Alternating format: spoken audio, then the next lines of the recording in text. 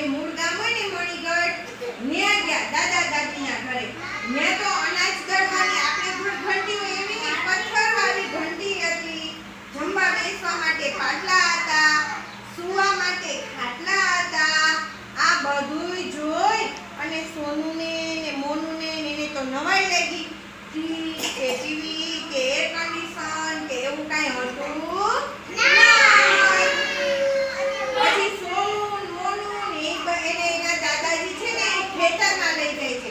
ખેતર તો લીલું છમ, ન્યા રસ્તામાં તળાવ, એમાં માછલીઓ, કાચબા, આ બધુંય જોઈ ને સોનુ મોનુને તો મજા આવી ગઈ. ખેતરમાં એને તાજા તાજા ગાજર ને ટમેટા ને ખાધા. ખેતરમાં ખૂબ રમી મજા કરી. ભેંસ